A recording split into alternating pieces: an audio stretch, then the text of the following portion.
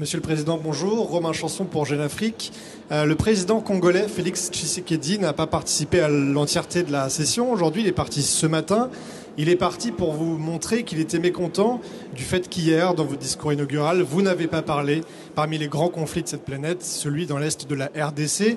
Je note que vous l'avez fait ce soir, mais pourquoi cette omission hier? Et aussi, vous aviez l'ambition de réunir Paul Kagame et Félix Tshisekedi autour de la même table. Ce soir, il y a un président qui n'est pas là. Est-ce que vous avez toujours l'intention de jouer un rôle dans le processus de médiation? Merci beaucoup. Écoutez, je retiens surtout qu'hier, j'ai passé 1h30 en tête-à-tête avec le président Tshisekedi. Et donc, il sait l'engagement de la France sur ce sujet, comme j'ai passé 1h30 en tête-à-tête avec le président Kagame ce matin.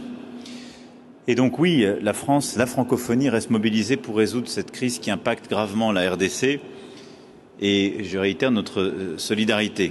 Nous condamnons la violence, les actions de tous les groupes armés opérant en RDC et les atteintes à sa souveraineté territoriale. Et il n'y a pas d'ambiguïté sur ce point. Hier, je l'ai dit moi-même, je n'ai été que parcellaire dans les citations. Et il y a beaucoup de crises, de tensions, de situations de guerre que je n'ai pas citées.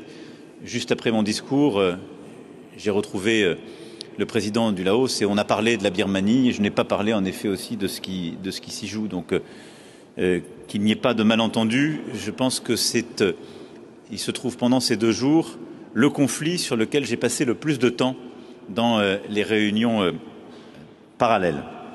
Nous encourageons très clairement la RDC et le Rwanda à parvenir à un accord dans le cadre de la médiation angolaise et l'OIF doit jouer un rôle en soutien des efforts régionaux à ce titre et je l'ai dit successivement au président Tshisekedi, au président Kagame.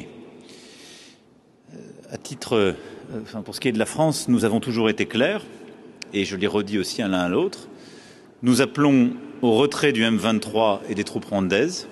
Nous appelons aussi à procéder au démantèlement des FDLR et à tous les groupes armés en RDC et à l'arrêt des discours de haine.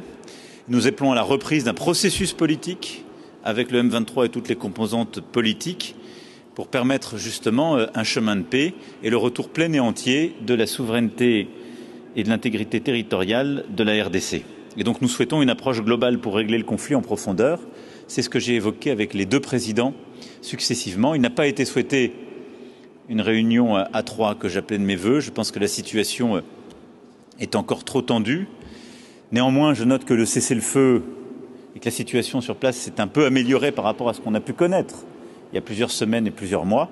Elle est évidemment très précaire et donc nous allons continuer de nous engager sur la base des quelques principes que nous avons toujours tenus et que je réitère ici, et aux côtés de la médiation angolaise pour que cette situation puisse progresser. Elle suppose des efforts de part et d'autre. Ils sont indispensables, mais très clairement, il n'y a pas de double standard dans la diplomatie de la France. Et donc nous sommes attachés à la souveraineté et l'intégrité territoriale partout.